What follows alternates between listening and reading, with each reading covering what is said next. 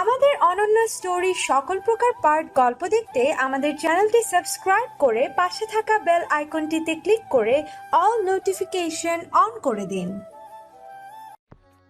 तू सफर मेरा है, तू ही मेरी मंजिल, तेरे बिना गुजारा ए दिल है मुश्किल।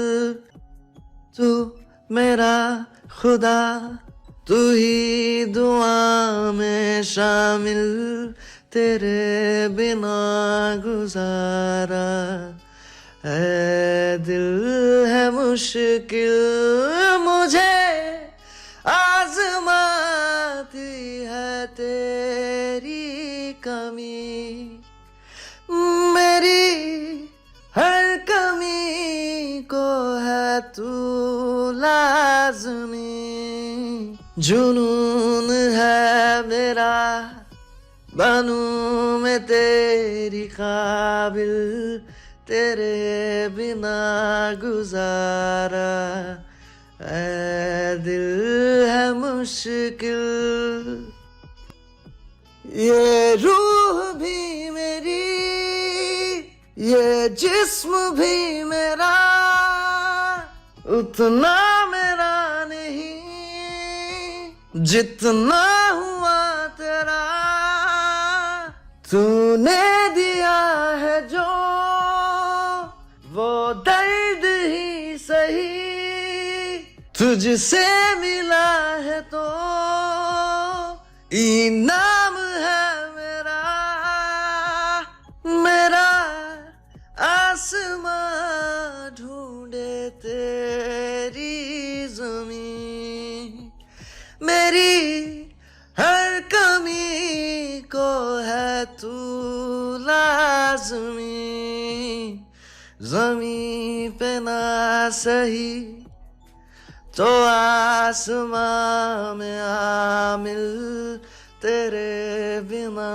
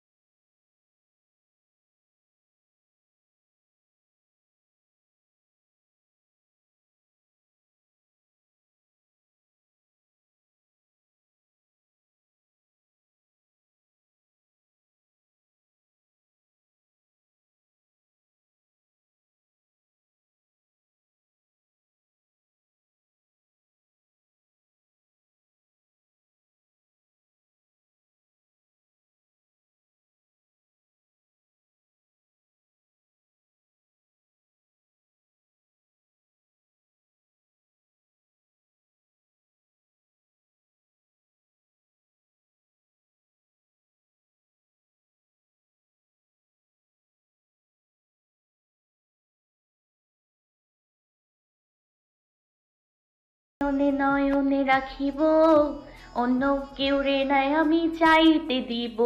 ওহে শ্যাম তোমারে আমি নয়নে নয়নে রাখিব, অন্য কেউ রে নাই আমি চাইতে দিব। বাগিচার ফুল তুমি, দুলিয়ায় নাচি আমি মালা গেথে গলায় পরিব, অন্য কেউ রে নাই আমি চাইতে দিব। ওহে শ্যাম বুকের মাঝে লুকাইয়া রাখে মুক্তা ঝিনুক, এই বুকে লুকানো তুমি জগতে লজ্জামুখ। হো বুকের মাঝে লুকাইয়া রাখে মুক্তা ঝিনুক, এই বুকে লুকানো তুমি জগতে লজ্জামুখ। আকাশেরও চাঁদ তুমি, দরিয়ায় নাচি আমি সারা অঙ্গেতে মাখিব, অন্য কেউ রে নাই আমি চাইতে দিব। ওহে শ্যাম, ওহে শ্যাম তোমারে আমি নয়নে নয়নে রাখিব, অন্য কেউ রে নাই আমি চাইতে দিব। ওহে শ্যাম। কেমন আছো সুভা? আমি অবাক হয়ে আপুর দিকে তাকিয়ে বললাম, তুমি আমাকে চেনো? আপুটা হালকা হেসে বলল, খুব ভালো করে। আমার এবার বেশ কৌতূহল জন্মালো। কিভাবে চেনো তুমি আমায়? আপুটা আবার হেসে আমার পেছনে তাকালো। আমিও তাকাতে দেখি কিছুই নেই। আবার আপুর দিকে তাকাতেই আপু বলল। তুমি তো রুবাইয়ের ছোট বোন, তাই না? আমি মাথা নাড়িয়ে হ্যাঁ বললাম। আপুটা মুচকি হেসে বলল। আমি রুবাইয়ের ননদ হই। আমি সাদিয়া, আরফানের মামাতো বোন। আমি এবার বোঝার মতো করে বললাম, ও তার মানে তুমি সাদাত ভাইয়ের বোন। আপু একটু চমকে বলল। সাদাতকে ভাইয়া বলো কেন? আমি ঠিক বুঝতে পারলাম না আপুর কথা, তাই বললাম, উনি তো আমার সিনিয়র, তাই ভাইয়া বলি। কেন, ওনাকে কি স্যার বলতে হয়? আপু থতমত খেয়ে বলল। আরে না না, কি বলো, যা ইচ্ছে ডাকো, সমস্যা নেই।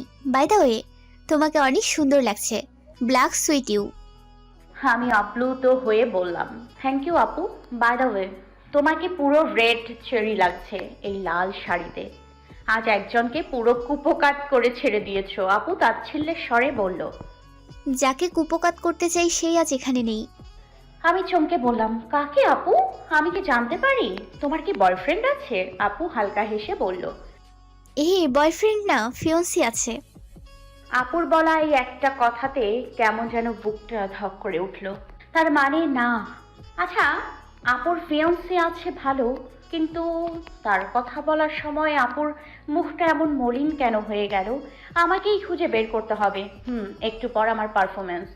তাই চুলের খোপাটা ঠিক করে কানের দুল ঠিক করতে করতে হাঁটছিলাম। এর মধ্যেই কেউ হাত ধরে টেনে অন্ধকার রুমে নিয়ে দেয়ালের সাথে আটকে ধরলো। চিৎকার করব তার উপায় নেই। তার হাতটা আমার ঠোঁটের উপর, আমার ঠোঁট সম্পূর্ণ তার হাতের তালুতে আবদ্ধ। আমি জোরে জোরে শ্বাস নিচ্ছি, ঘরে এক ফোঁটা আলোও নেই। হঠাৎ আমার কাঁধে সামনের ব্যক্তি কপাল ঠেকিয়ে দাঁড়ালো। আমি তো ভয়ে কাঁপছি। কে? কপাল ঠেকিয়ে ধরেই বলল। আর কন্ট্রোল হচ্ছে না, বিশ্বাস করো।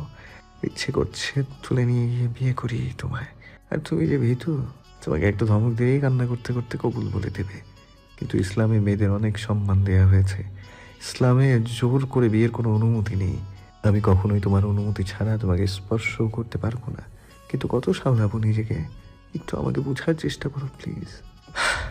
আমি ক্লান্ত। তোমাকে হারিয়ে ফেলার ভয়ে, তোমাকে না পাওয়ার ব্যর্থতা আমাকে ক্লান্ত করে দিয়েছে। I love you. আমি এখনো রীতিমতো কাঁপছি। মাথা নিচু করে কথা বলার জন্য ঠিকভাবে বুঝতেও পারছি না যে কে কথা বলছে। কিন্তু যেই বলুক না কেন, সে একজন ছেলে। হঠাৎ মাথায় কিছু গুজে দিল বুঝতে পারছি। কানের কাছে মুখ নিয়ে ফিসফিস করে বলল। কালোর সাথে কাঠগোলাপে এখন তোমায় পরিপূর্ণ লাগছে। বলে এক আকম্বিক কাণ্ড ঘটিয়ে বসলো। আবেশে আমার ঘাড় এককাত হয়ে গেল। হঠাৎই আমি ছাড়া পেতে সামনে কাউকে খুঁজে পেলাম না। আমার গায়ে এখনো তার সুগন্ধ লেগে আছে। শ্বাস ক্রমশ ওঠানামা করছে। বাইরে এসে সাদাত তার হাতের তালুতে কয়েক শতাধিকবার চুমু দিয়েছে। একটু আগেও এখানে তার প্রিয়তমার ঠোঁট ছিল, যা সে এখনো অনুভব করছে। আর একটু থাকলে সে নিশ্চিত কোনো অঘটন ঘটিয়ে ফেলত। মুচকি হেসে হাত মুঠ করেই এগিয়ে গেল সামনে। আমি বাইরে এসে স্টেজের দিকে যাচ্ছি। এমন সময় সামনে আয়নাতে নিজেকে দেখে নিজে অবাক হলাম। আসলে এই কালো লেহেঙ্গাতে 3টে কাঠগোলাপ অসম্ভব বানিয়েছে। মনটাই ভালো হয়ে গেল। আসলে অজানাকে একটা ধন্যবাদ দিতে হয়। স্টেজে গিয়ে ঠিক হয়ে আমার পারফরমেন্স শুরু করলাম।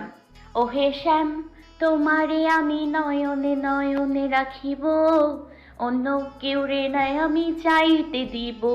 ওহে শ্যাম, তোমারে আমি নয়নে নয়নে রাখিব, অন্য কেউ রে নাই আমি চাইতে দিব। বাগিচার ফুল তুমি, দুলিয়ায় নাচি আমি, মালা গেথে গলায় পরিব, অন্য কেউ রে নাই আমি চাইতে দিব। ওহে শ্যাম, বুকের মাঝে লুকাইয়া রাখে মুক্তা ঝিনুক, এই বুকে লুকানো তুমি জগতের লজ্জামুখ। হো বুকের মাঝে লুকাইয়া রাখে মুক্তা ঝিনুক, এই বুকে লুকানো তুমি জগতের লজ্জামুখ। আকাশেরও চাঁদ তুমি, দরিয়ায় নাচি আমি, সারা অঙ্গেতে মাখিব, অন্য কেউ রে নাই আমি চাইতে দিব। ওহে শ্যাম, ওহে শ্যাম, তোমারে আমি নয়নে নয়নে রাখিব, অন্য কেউ রে নাই আমি চাইতে দিব। ওহে শ্যাম। সবাই আমাদের পারফরমেন্সের জন্য হাতে তালি দিল, কিন্তু একজন তার চোখ দিয়েই মনে হয় আমাকে ভস্ম করে দেবে। আর কেউ না, সবার প্রিয় সাদাত ভাই। কিন্তু সাদিয়া আপুর পাশে দাঁড়ানো একটা লোক রীতিমতো আমাকে চোখ দিয়ে গিলে খাচ্ছিল। স্টেজে থাকতেই চোখ পড়েছে, ঘৃণায় গা গুলিয়ে উঠলো আমার। আমি স্টেজ থেকে নেমে দৌড়ে আম্মুর কাছে চলে গেলাম। আমি আমার কাজিনদের সাথে কথা বলছিলাম, এর মধ্যেই একজন আমাকে একটা মিষ্টির ঢাল ধরিয়ে বলল রান্নাঘরের দিকে রাখতে। কি আজব, এই আইডাররা কাজের জন্য আমাকেই পায়। হাঁটতে হাঁটতে হঠাৎ সামনে পড়লো সাদাত ভাই। ওনার ওই ভয়ঙ্কর ওয়ালা গম্ভীর লুক দেখলেই আমার আত্মা কাঁপে। আমি তাকে সাইড কাটিয়ে যেতে নিলেই আমাকে ডাক দেয়। দাঁড়াও শুভা। সাদাত ভাইয়ের ভয়ঙ্কর গম্ভীর ডাক শুনেই রীতিমতো আমার গলা শুকিয়ে আসছে। আচ্ছা, উনি আমার ওপর এত রেগে আছে কেন?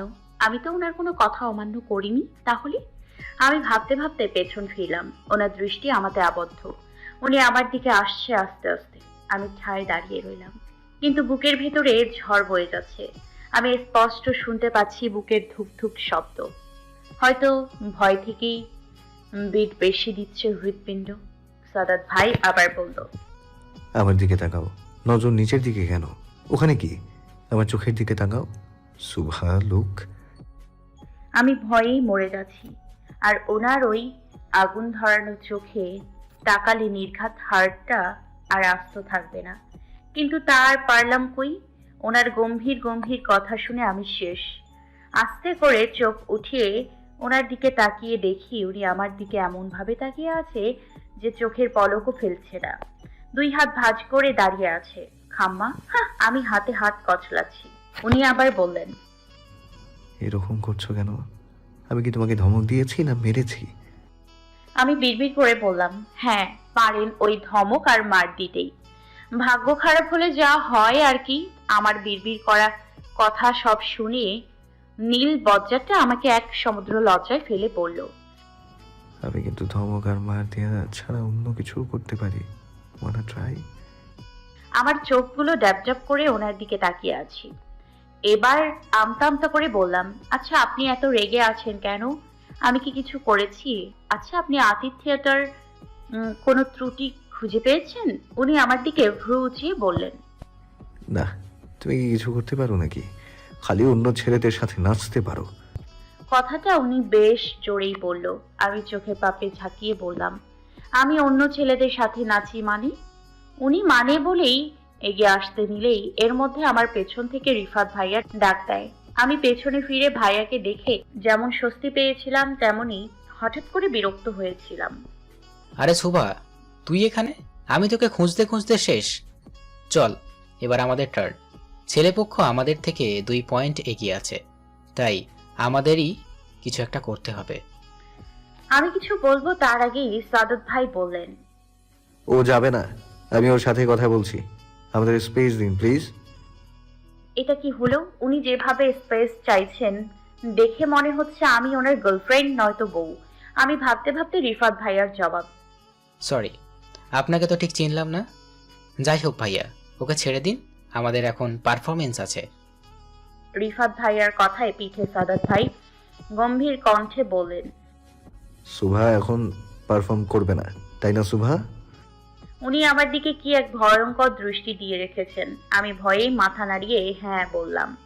উনি বাঁকা হাসি দিয়ে রিফাত ভাইয়ার দিকে তাকিয়ে বললেন, এবার তো আমাদের একা ছেড়ে দিন। রিফাত ভাইয়া আমার দিকে তাকিয়ে কেমন করে যেন চলে গেল। আচ্ছা, আমার কি দোষ? আমি তো ভয়ে মানা করেছি। আমি মলিন মুখে দাঁড়িয়ে আছি। সাদাত ভাই আমার দিকে এগিয়ে এলেন। মুখটা মলিন করে রেখেছো কেন শুভা? আমি এবার ওনার দিকে তাকিয়ে বললাম, আপনি তো ভালো ট্রিক জানেন। সাদাত ভাই অবাক হলেন। তার চেহারায় স্পষ্ট। ভালো ট্রিক জানি মানে? কি ট্রিক? কেন? আমি ওনার দিকে তীক্ষ্ণ দৃষ্টি দিয়ে বললাম, এই যে আমাকে ভয় দেখিয়ে পারফর্ম করতে দিলেন না, তাতে তো আপনাদের টিমই জিতে যাবে। উনি এবার বিষয়টা বুঝলেন, হালকা হেসে বললেন, এই জন্যই মুখটা এমন করে রেখেছো। তুমি গিয়ে পারফরমেন্সের জন্য রেডি হও, যাও। আমি ওনার দিকে তাকিয়ে বললাম, তাহলে তখন মানা করলেন কেন? শুধু শুধু আমার দিকে ভ্রু উঁচু করে তাকাতেই বললাম, না না না, আপনি তো ভালোর জন্যই বলেছেন। উনি তীক্ষ্ণ দৃষ্টিতে আমার দিকে তাকিয়ে বললেন, যাও। আমি কোনো মতে চলে এলাম ওখান থেকে। ডালাটা রেখে স্টেজের কাছে চলে এলাম, কিন্তু এখন হলো আরেক সমস্যা। রিফাত ভাইয়াকে কোথাও খুঁজে পাচ্ছি না, কিন্তু অ্যানাউন্সমেন্টও হয়ে গেছে। উপায় না পেয়ে স্টেজে উঠলাম। চারিদিকে তাকিয়ে খুঁজছি, কিন্তু রিফাত ভাইয়াকে পেলাম না। সবাই এদিকে হাসাহাসি শুরু করে দিয়েছে রীতিমতো। এর মধ্যেই সব লাইট অফ হয়ে গেল, শুধু ফোকাস লাইট ছিল আমার উপর। এর মধ্যে সবার হাসাহাসি মুহূর্তে বন্ধ হয়েছিল।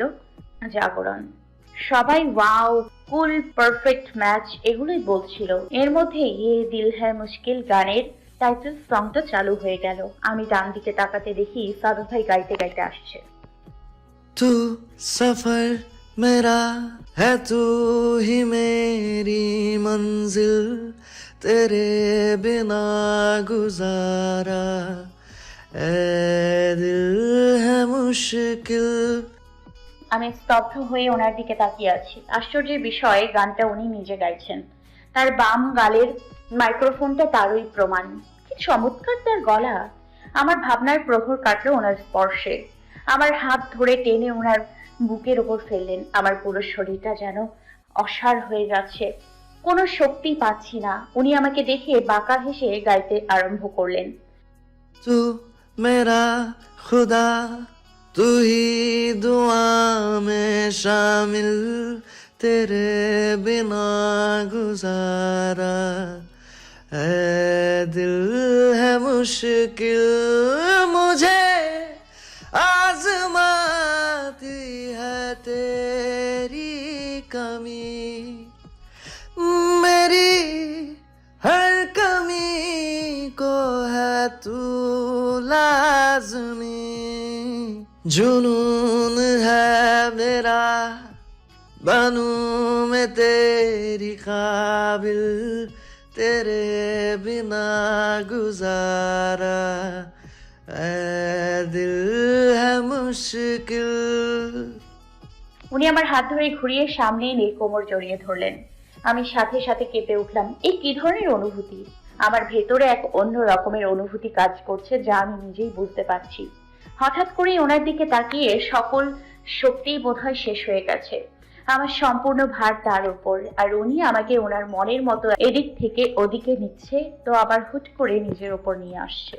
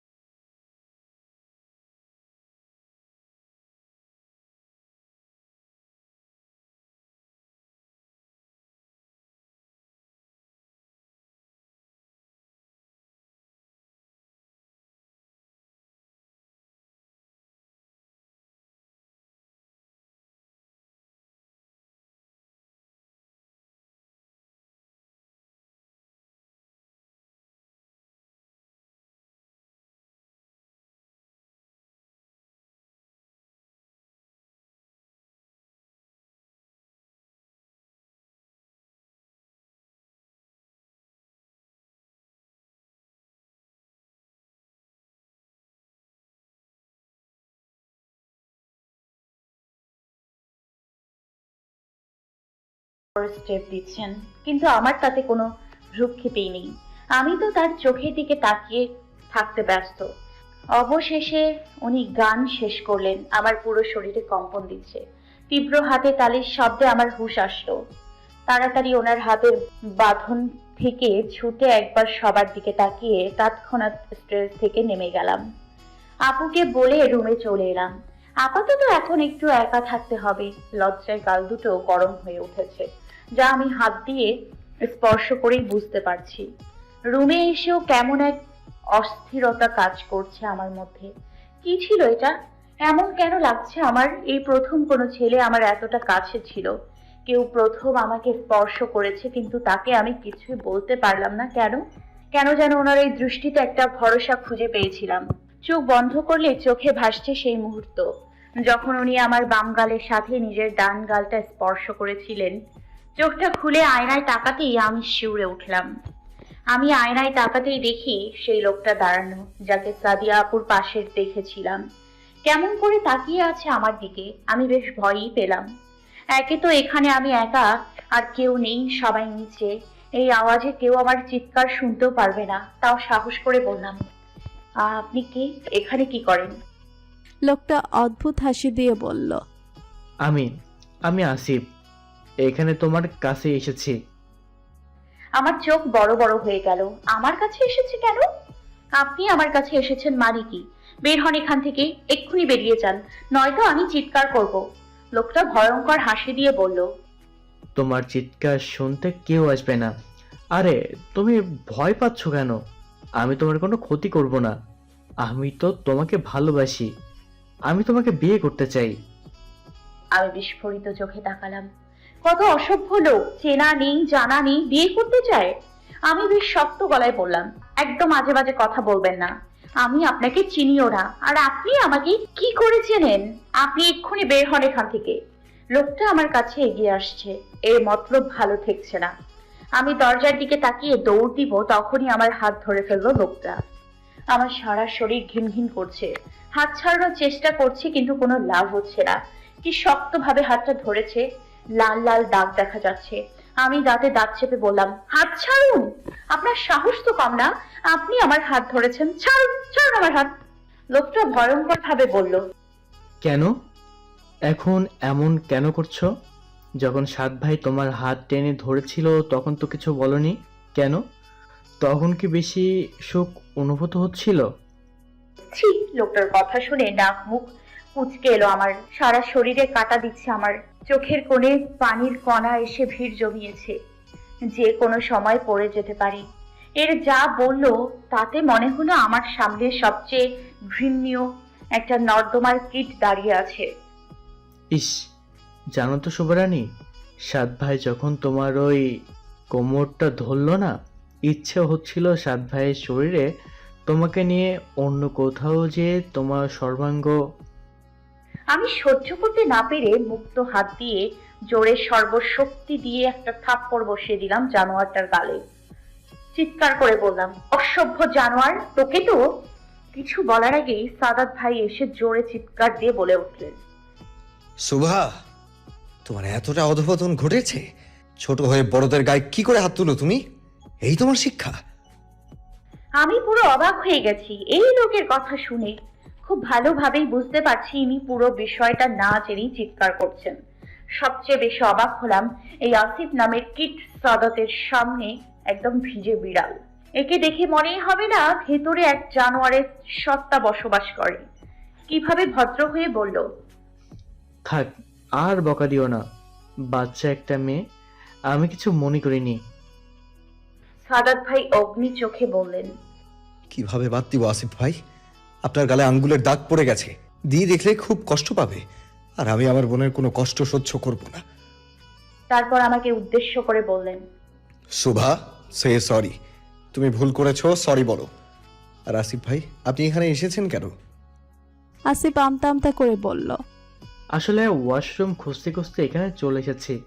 ওকে দেখে ভাবলাম একটু পরিচিত হই, তাই আর কি। সাদাত ভাই রাগী চোখে আমার দিকে তাকালেন। এবার আমার দুঃখে কান্না পাচ্ছে। মানে উনি সবটা না জেনে শুনে কেন আমাকে বকবেন? কিসের অধিকারে? সাদাত ভাই আবার আমাকে বললেন, শোভা, আমি তোমাকে কিছু বলেছি, এক্ষুনি ক্ষমা চাও।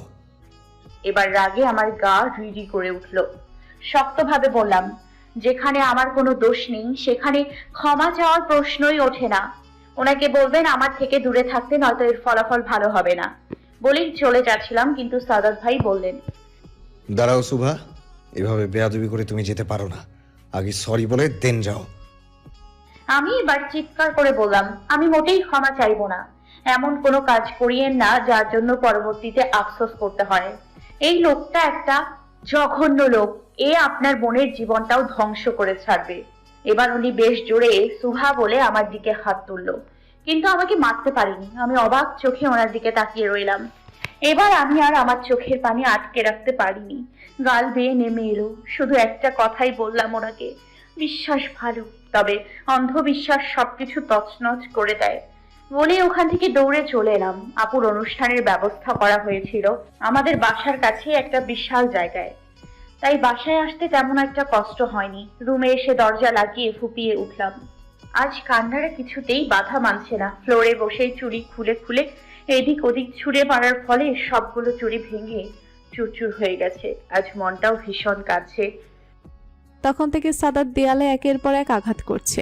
এখন তো রীতিমতো হাত ফেটে রক্ত পড়ছে, কিন্তু তবুও যেন মনকে শান্ত করতে পারছে না। চোখ দুটো লাল হয়ে গেছে। সে কি করে তার সুভাকে মারতে হাত উঠিয়েছিল ভাবতেই তার গা শিউরে উঠছে।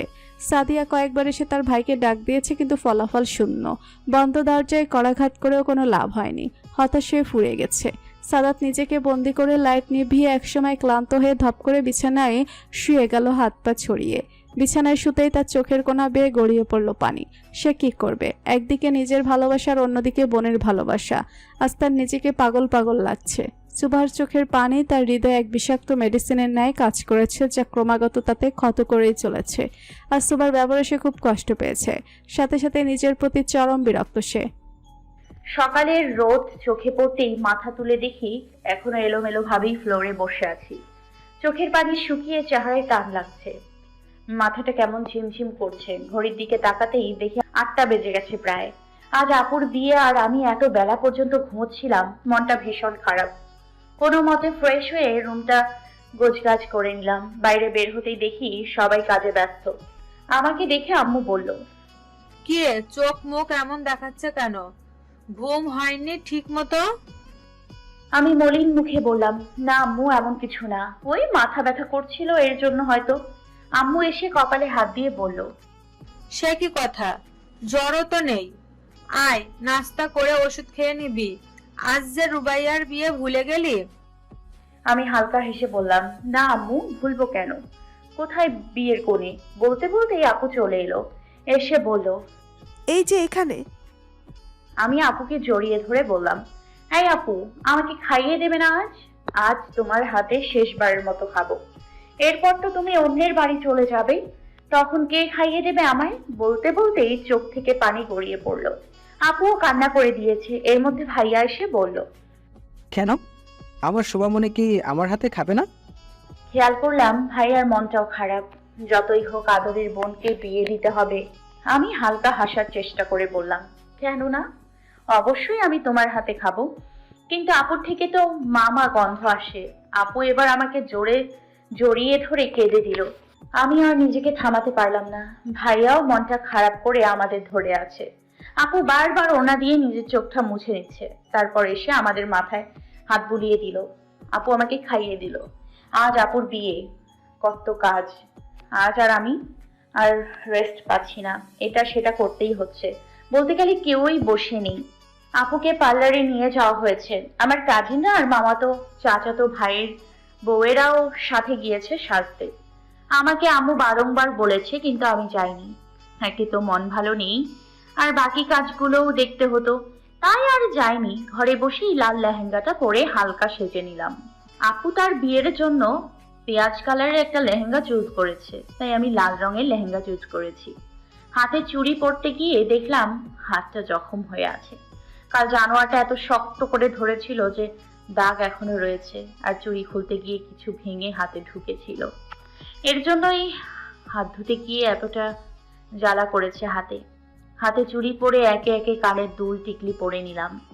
আর মনে মনে এক কঠিন সিদ্ধান্ত নিলাম যে আজ সাদাত ভাইয়ের সামনেই যাব না, ওনাকে আজ একদমই পাত্তা দিব না। অনেক বেশি হার্ট করেছে আমায় শুধু এই বিয়েটা পর্যন্ত, এরপর থেকে আর কখনো ওনার সামনে যাব না। মনে মনে সব ডিসিশন নিয়ে আস্তে আস্তে রুম থেকে বের হলাম। আপুরা অনেক আগেই সেন্টারে পৌঁছে গেছে, আম্মু বাবাও ওখানে, শুধু ভাইয়া আর আমি এখন যাব। ভাইয়ের সাথে সেন্টারে গিয়ে আম্মুর কাছে চলে গেলাম। আপু নাকি আমাকে অনেকবার খুঁজেছে, তাই আপুকে খুঁজতে খুঁজতে চলে গেলাম স্টেজের সাইডে, যেখানে ফটোশ্যুট হবে সেখানে। খুব সুন্দর করে ডেকোরেশন করা হয়েছে। এই ডেকোরেশনের দায়িত্ব ছিল ভাইয়া। এখানে এসে আপুকে পেয়ে গেলাম। আপুর ফটোশ্যুট চলছিল। আমাকে দেখে আপু এগিয়ে এলো, আমিও হালকা হেসে এগিয়ে গেলাম। তুই আমার সাথে কেন যে পার্লারে গেলি না? আমি মুচকি হেসে বললাম, বাদ দাও তো, পার্লারে ঘন্টার পর ঘন্টা বসে থাকা আমার কর্ম নয়। আপু হেসে বলল, তাতেও আমার বোনকে মাশাল্লাহ সবচেয়ে সুন্দর লাগছে। তোর মাঝে কোনো কৃত্রিম সৌন্দর্য নেই, সব প্রাকৃতিক। আমি মুচকি হাসলাম। আজ মন ভালো নেই। একটু পর আপু তার শ্বশুর বাড়ি চলে যাবে, আমিও ব্যস্ত হয়ে পড়ব নিজের পড়াশুনো নিয়ে। যাই হোক, সবার সামনে মন খারাপটা প্রকাশ করতে চাচ্ছি না, যথাযথ চেষ্টা করছি নিজেকে কন্ট্রোল করতে। কালকের ওই বিষয়টা যেন মাথায় থেকে বসেছে। আসলেই কি ওই রকম একটা ইনসিডেন্ট ভোলা যায়? কি পরিস্থিতিতে আমি পড়েছিলাম তা ভাবতেই এখনো গায়ে কাঁটা দেয়। তার উপর ওই বজ্জাত সাদাত উল্টাপাল্টা কথা বলে আরো মনটা বিষিয়ে দিল। ভাবনার প্রহর কাটলো আপুর স্পর্শে। আপু আমার হাত টান দিয়ে নিয়ে গেল ছবি তুলবে বলে। আজ আপুর বিয়ে, কোথায় সে কান্না করবে, কিন্তু এই কনেকে দেখলে যে কেউ বলবে মাশাআল্লাহ, এই মেয়ে যেন কখনো না কাঁদে। আপুকে খুব মিষ্টি লাগছে। আর আপুর কান্না কেন পাবে? কত অপেক্ষার পর আরফান ভাইয়া আর আপু এক হচ্ছে। তাদের খুশির সীমানা নেই। আপু আরফান ভাইয়াকে অনেক বেশি ভালোবাসে, তা আপুর ওই হাস্যোজ্জ্বল মুখটা দেখলেই বোঝা যায়। অনেক ছবি তুললাম আমি আর আপু, আমারও অনেক সিঙ্গেল ছবি তোলা হলো। বুঝি না কোণে হচ্ছে আপু, কিন্তু ওনারা আমাকে নিয়ে কেন মেতে আছে আজব। কোনো মতে এখানটা সামলে আমি বেরিয়ে এলাম। এরপর আম্মু আর আব্বুর সাথে মিলে সব গেস্টদের আপ্যায়ন করছি। বরপক্ষ আস্তে আস্তে আসছে। আমি গিয়ে গেট ধরলাম। ওখানেও ওই শয়তানটা আছে, কি অসভ্যভাবে আমার দিকে তাকিয়ে আছে। আর পাশেই সাদিয়া আপু, তার মনটা বেশ ভালো, বারবার ওই লোকটার হাত জড়িয়ে ধরছে। লোকটাও হেসে আপুকে জড়িয়ে নিচ্ছে। আরফান ভাইয়ার সাথে যখন টাকা নিয়ে তর্কাতর্কি করছিলাম, তখন সাদত ভাই এসে আরফান ভাইয়ার পাশে দাঁড়ালেন। আমার সাথে কথা বলতে চাইছিলেন, কিন্তু আমি আমার কাজিনদের এখানে রেখে আমি ভেতরে চলে গেলাম। একে তো ওই শয়তানটার কুনজর আমাকে মেরে ফেলেছিল, আর এই সাদাত ভাইকে এখন আর আমার একদম সহ্য হয় না। জাহান্নামে যাক সব। অবশেষে 15,000 টাকা নগদ দিয়ে গেট দিয়ে ঢুকেছে তারা চাইলে 1 লাখ টাকাও অনায়াসে দিত, কিন্তু এখানে কেউই টাকার জন্য গেট ধরেনি, মজার জন্য ধরেছে গেট। যেহেতু আমার সব কাজিন ম্যারিড এবং সব চাকরি করে, তাই না চাইতেও সব টাকা আমার পকেটে ঢুকলো। কেউই 1 টাকাও নিল না। অনুষ্ঠান সুন্দরভাবে শুরু হয়ে গেছে। প্রথম ব্যাচ খাওয়াও শেষ, এখন দ্বিতীয় ব্যাচ শুরু হয়েছে। সেই থেকে শয়তানটা আমার পিছে পড়ে আছে। আমি যেখানে যাচ্ছি সেখানে যাচ্ছে, তাই একা কোথাও যাচ্ছিও না। খুব অসহায় লাগছে নিজেকে। এখানে কোনো সিন ক্রিয়েট হলে একে তো আপু কষ্ট পাবে, আর অন্যদিকে সাদিয়া আপু কষ্ট পাবে। অনেকক্ষণ ধরে সাদিয়া আপুকে দেখতে পাচ্ছি না, আর না ওই সাদাতকে। এরই সুযোগ নিচ্ছে এই শয়তানটা। আমি তাড়াতাড়ি আপুর পাশে এসে দাঁড়িয়ে আছি। আরফান ভাইয়া আর আপুর বিয়ের পর্ব শুরু হয়ে গেছে। আরফান ভাইয়া কাজী সাহেব যা যা বলছেন তার উত্তর দিচ্ছে, বারবার আপুর দিকে তাকাচ্ছে, আর তাকানোর মাঝে মাঝে আপুকে চোখ টিপ দিচ্ছেন। আর তা দেখে আমার বোন লজ্জায় নত হয়ে যাচ্ছে। আমি এই মিষ্টি মুহূর্তটাকে ক্যাপচার করতে ভুললাম না। ক্যামেরাম্যানও মনে হয় এটা মিস করেনি। হঠাৎ করেই হাতের টান পড়ায় পাশে তাকাতেই, কিন্তু কিছু বোঝার আগে সাদাত ভাই আমার হাত টেনে কোথাও নিয়ে যাচ্ছে। বারবার হাত ছোটানোর চেষ্টা করছি, কিন্তু উনি আমার কোনো কথাই শুনছেন না। আরে আপনি আমাকে কোথায় নিয়ে যাচ্ছেন? আমার হাত ছাড়ুন। হাতে ব্যথা পাচ্ছি আমি। উনি আমার কোনো কথার ভ্রুক্ষেপ না করে হাতটা শক্ত করে ধরে নিয়ে যাচ্ছে বললে ভুল হবে। উনি রীতিমতো টানা হেঁচড়া করে আমাকে নিয়ে যাচ্ছে। নিজেকে আমি কন্ট্রোলই করতে পারছি না। উনি যেভাবে টানছেন, টেবিলের সাথে এত জোরে ধাক্কা খেলাম যে মনে হলো জানটা বেরিয়ে যাবে। পায়ে প্রচুর ব্যথা পেয়েছি। এক হাতে তো আগে থেকেই ব্যথা, আর অন্য হাত এখন উনি যেভাবে ধরেছে তাতে এই হাতও অবশ হয়ে যাচ্ছে। উনি আমাকে একটা রুমে এনে ছুঁড়ে ফেললেন। আমি উঠে হাত ধরে চোখ বুজে ব্যথা সহ্য করার বৃথা চেষ্টা করছি, কিন্তু চোখের পানি আর বাধা মানল না। উনি ঝট করে এসে আমার বাহু চেপে ধরলো। ওনার মুখ কঠিন করে আমাকে বলল,